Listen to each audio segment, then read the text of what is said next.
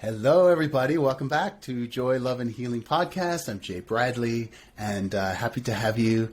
And I'm happy to be talking with a good friend of mine today, and it's about something so important. It's about our stories. And, you know, in my book, Live, Look, Feel, I talked a lot about how we have a pain story, you know, the story that kind of runs our life sometimes, and we're trying so hard to get rid of that story. Sari, we're going to talk all about her story stones and how she uses to help people heal and to tell a new story about dreams and hopes and wishes and aspirations. And I have my own personal stone, which I'll talk about in a little bit. But I just want to introduce Sari to you right now.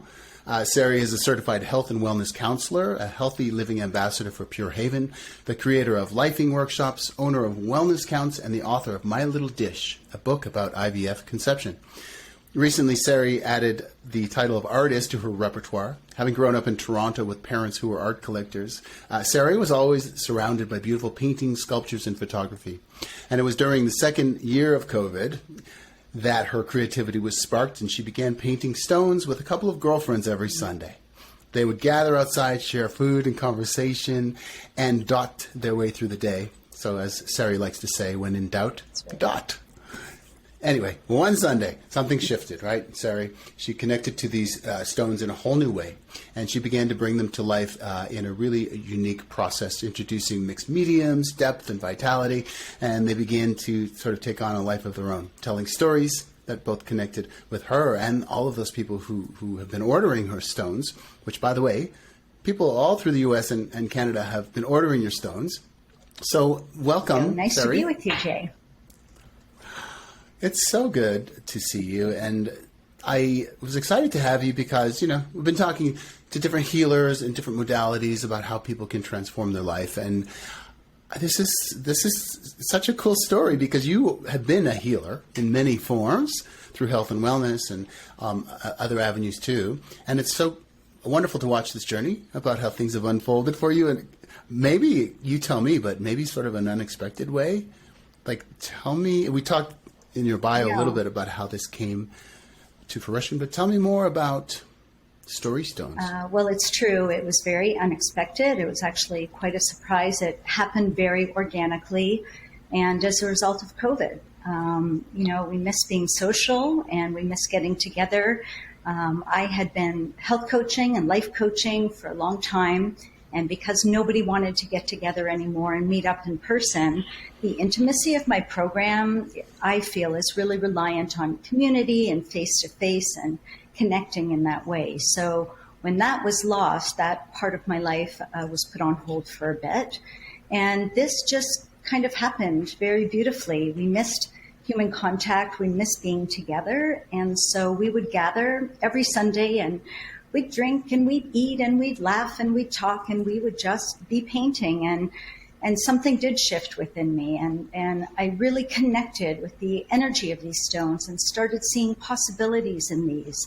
And I mean, as you can see, I wear black. I wear black from head to toe since I was 17, and yeah, oh, wow. Suddenly color came into my life, and so I have some color. But yeah, all these colorful images and stones that really just became beautiful. And it was just something I was doing quite randomly for myself, but people started noticing and asking if I could make this for them. And so it developed, and it's a beautiful thing now. It really developed. Like I remember you and I would talk about, let's do some painting together. You know, I just throw stuff on. I do some abstract, but I mean, your work is intricate, and it's so beautiful, and it's so personalized. And I think that's what makes it so special, especially because I will talk about the process of how you create these, but and I know from personal experience because I have my own stone. And for those on YouTube, if I could show mine, please do. Can you see that? Maybe a little closer. Oh, so beautiful.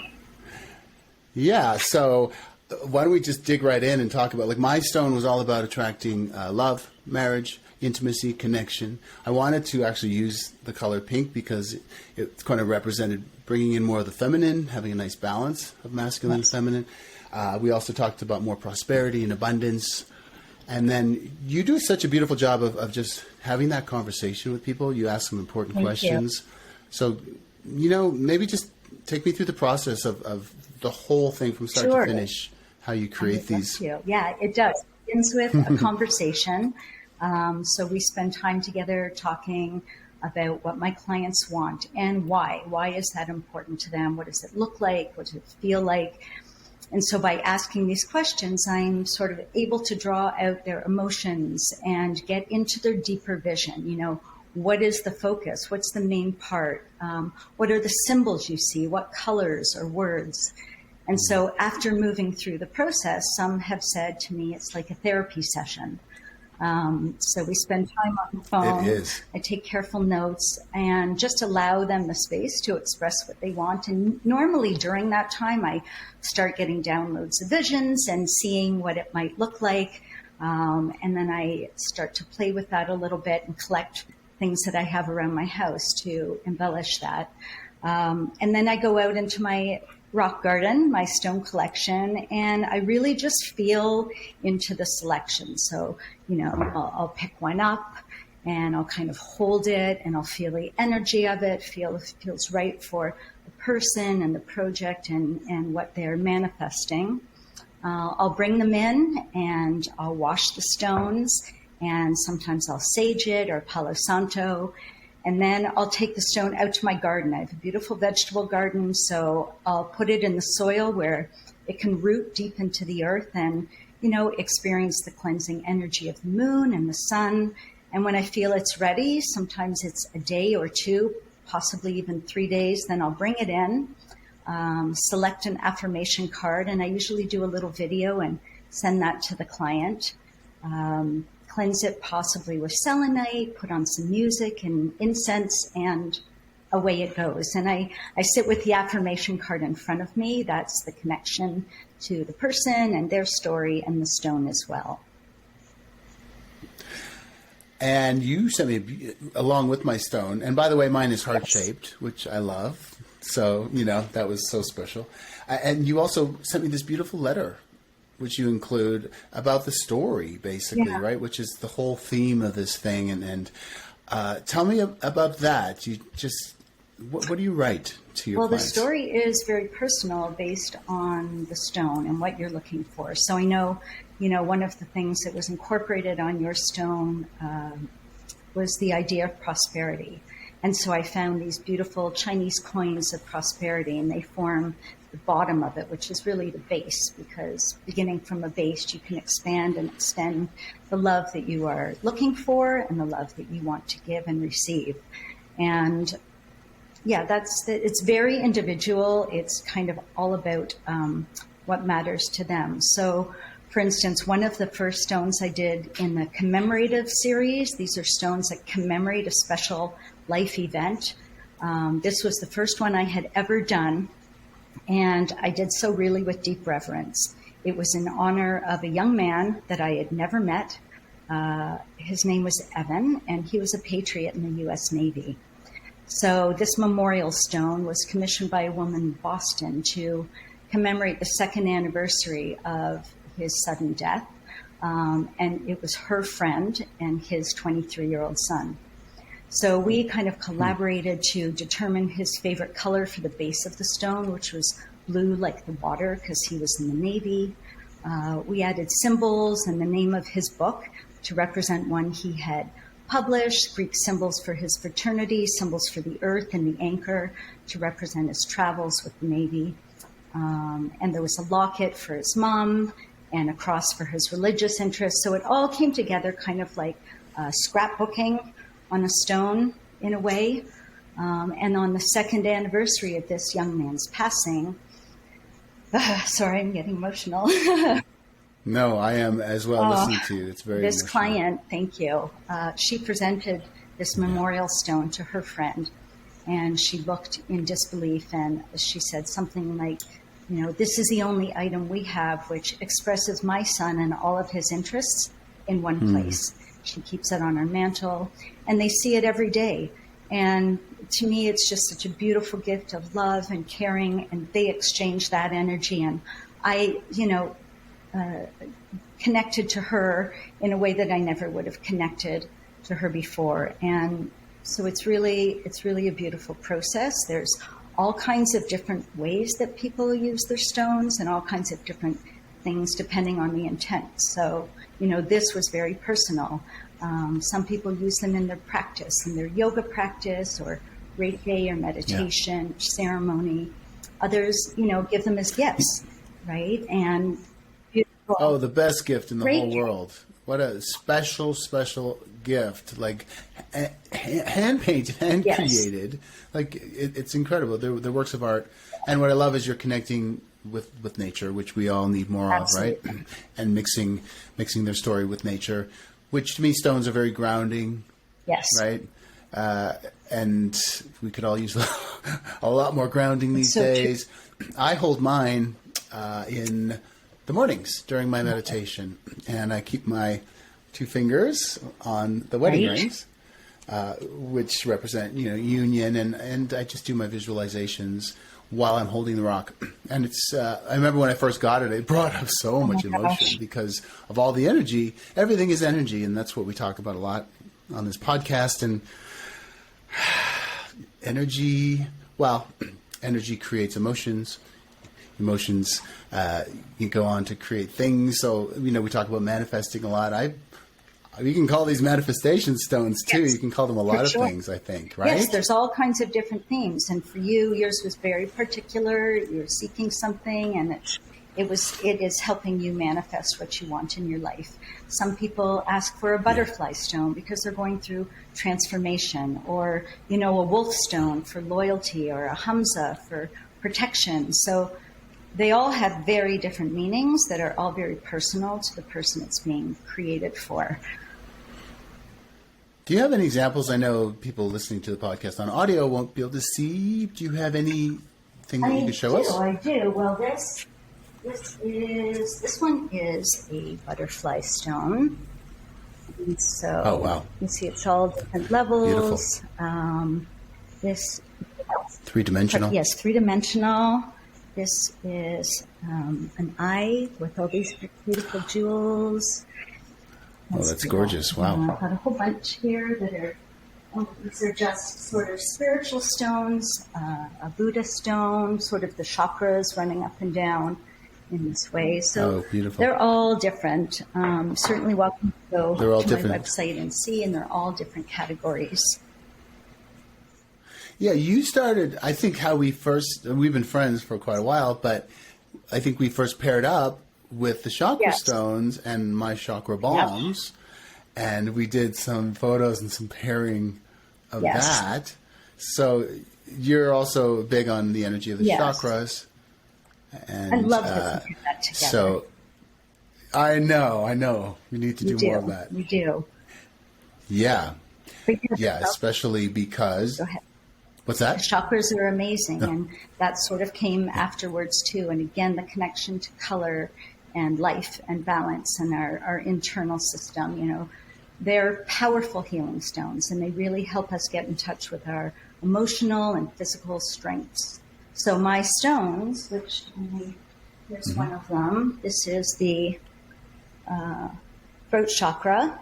So it's in the colors of the throat chakra. They all have crystals that correspond to the throat chakra. They all have the mantra on the back. This one is I speak. And they're really nice. They come in all different themes. This is a vortex. You can see the vortex.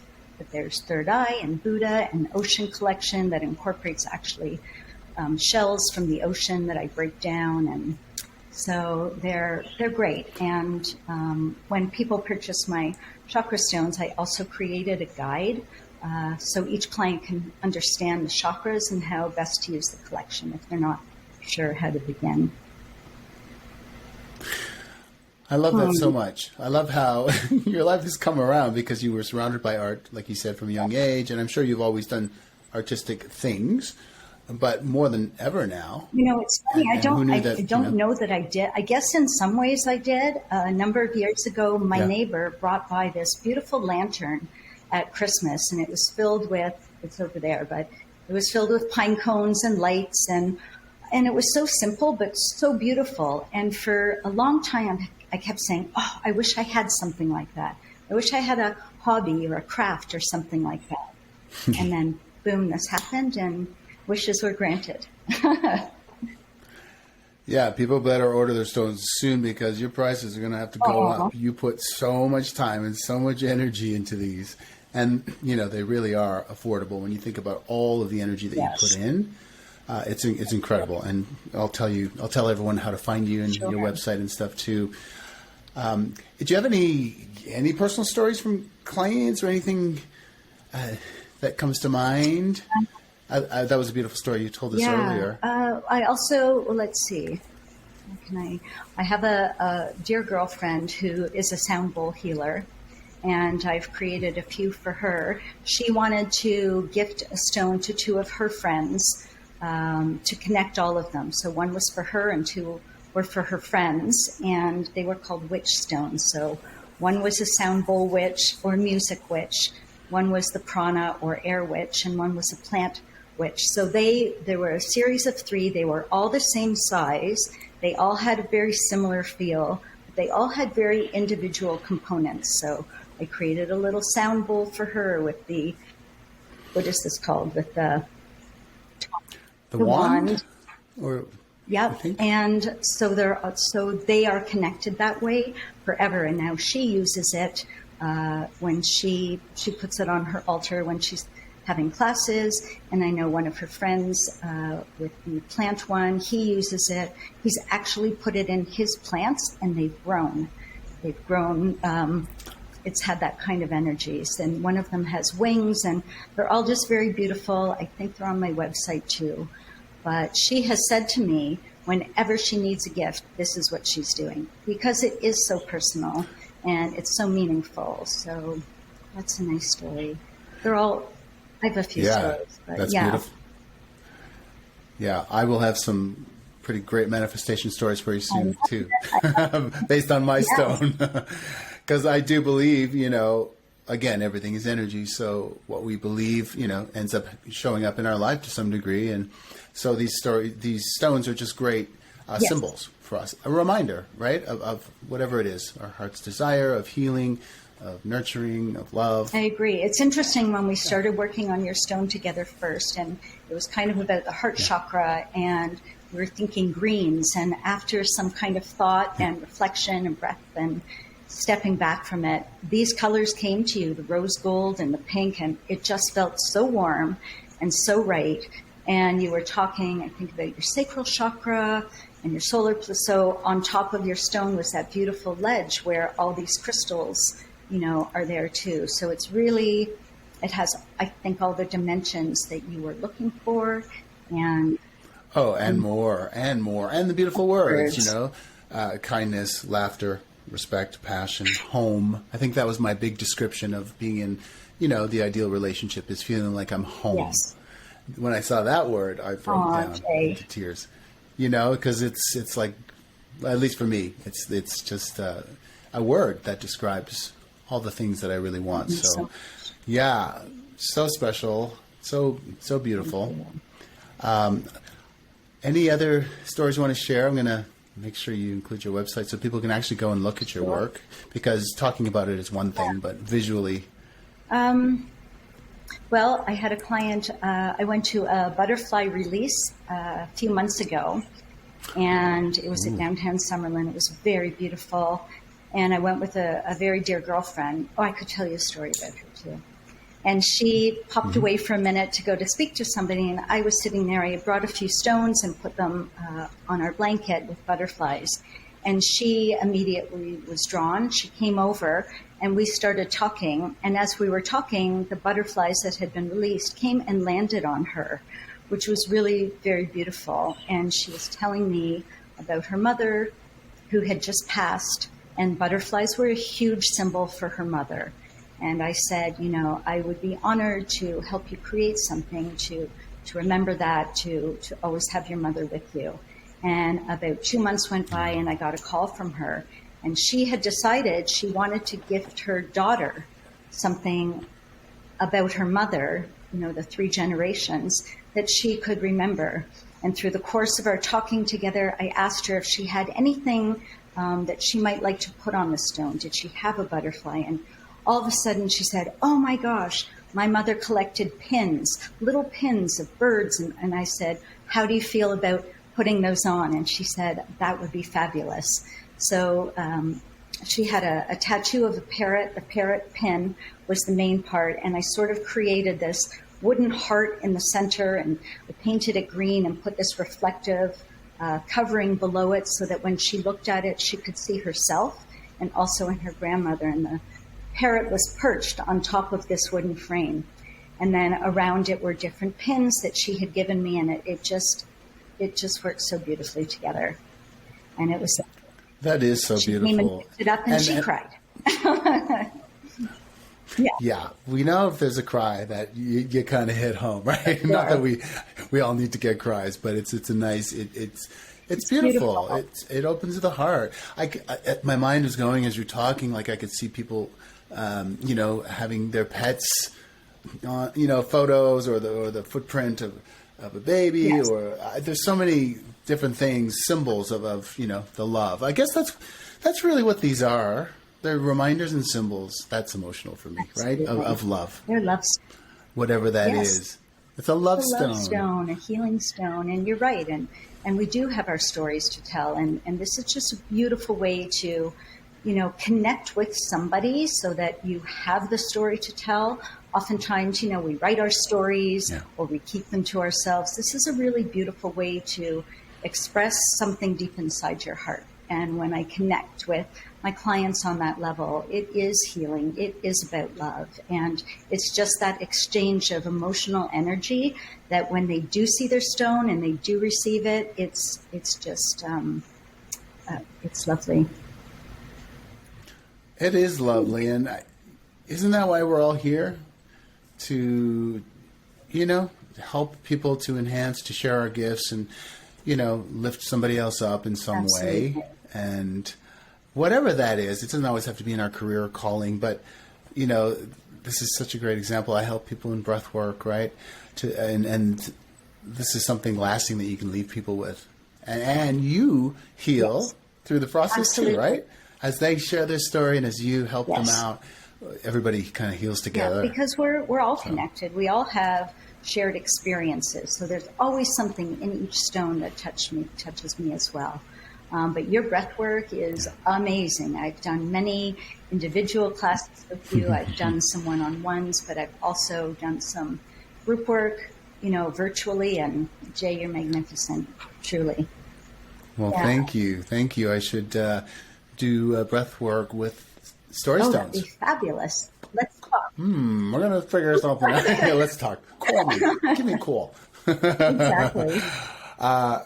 It's beautiful. I'm so happy to connect. I always like to ask 3 questions as we wind down, just to get to know you better. And the first one is, what brings you the most joy in your life?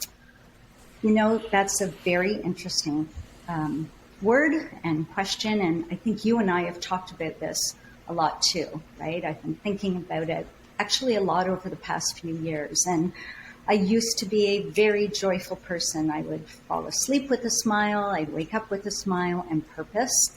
But I noticed that it flickers a lot. It's just not always there. So I think I've kind of been feeling stuck for a while. And I've found myself revisiting memories from my past and distracted thinking about how things used to be. So it's been a journey. I've kind of spent time focusing on my regrets and my choices and the way things used to be, kind of reflecting back on sweeter days. And I realize it's been preventing me from moving forward in a healthy way. So now I'm done. Yeah. I'm done with the wallowing. And I've recommitted to really moving forward in joy and reclaiming that joy. So to answer your question, I've kind of identified that my joy in life comes from making a contribution to the happiness of other people and their lives, and really helping people feel good makes me feel good. So whether it's sharing the stones or creating community or healing pain and, coaching about health and wellness. One of the tricks that I've sort of used to come out of this wallowing is, I could be walking around and suddenly I would remember something from my past and it would make me really sad that it is no longer. and it is so far ago, and it's so long ago, and I don't feel connected to it anymore. So now when these feelings and memories kind of wash over me, childhood memories, camp, and my old homes, I actually spend a few minutes in really quiet time just revisiting the details. So I'll close my eyes and I can take that experience and walk through it. Just go there and see it and walk through it. And I found that it's helped me transform the sadness that I feel for what I no longer have into joy and gratitude for the experience itself. It's really made a big difference. So being in healing. really present. That's so powerful. And thank you for sharing that, because I think I have done the opposite, but more about the future. How so? Like just the what ifs and what I want, and, living there, making me sad versus the past. So isn't it interesting how, we all do something to sort of sabotage, I guess, in a sense, our joy, our presence, our happiness. It's true. Why do we do that? Yeah, not that. Why do we do that? That's a whole nother episode. We'll get back to that. But being conscious of it and aware of it, I think helps to really address it, right? Rather than just sitting in there, healing. For me, the definition of healing is it's really about that struggle. It's about the darkness or the abyss, as my husband would say. And so really having the ability to feel awful and to just sit in that solitude and allow all those heavy feelings, that take up this space in your body, allow them the freedom to do that and really feel the pain, express it. And maybe people write or they journal or they dance or they cry. But I think it's all about being honest and patient. It's a very necessary part of healing to allow and experience all that dark and negative stuff that comes up before the light comes in. Then you get to the point where you get sick of the darkness and you kind of choose differently. Yes. Right? Like, I'm tired of telling this story. Yes. Okay? Done with this old story. Yeah, I agree with you. And there is a time to wallow. I think wallowing, like you said, we heal through it. No, that's beautiful. And yeah, you answered my question about healing. I have one more question. And what do you love most about yourself? I know, it's a big list. What do you love most about yourself? Certainly have a big. No, I asked you. Right. Well, I guess I love the process, the journey right now. I guess the evolution of what's happening. I like my spiritual side. I like my creativity.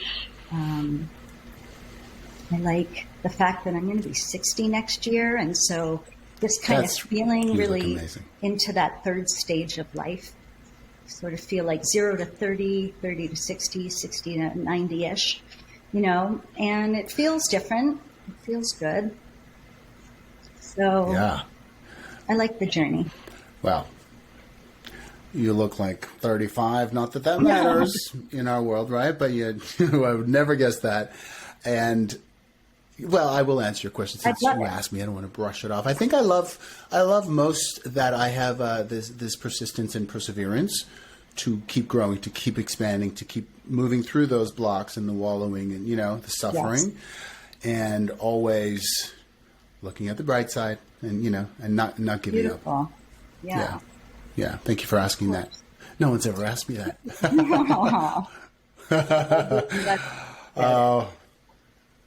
Me too. We will continue this conversation, but for now, I love this chat. I want people to know more about your work because it's so beautiful and so powerful and so healing. So where can people find you? I have a website, www.storystonesbysari.com, Sari. And then on Instagram, I'm under My Wellness Counts, but my link is there too. Beautiful. We'll include that in our posts about this podcast too. And make sure to reach out, everybody, and take a look at her beautiful work. And they can find me in Vegas. I'm in Vegas. Oh, yes. What happens in Vegas stays in Vegas. So, love you, my friend. It's so good to see you. Thank you for this time together, Jay. Yeah, it's such a pleasure. Thanks, everyone, for listening.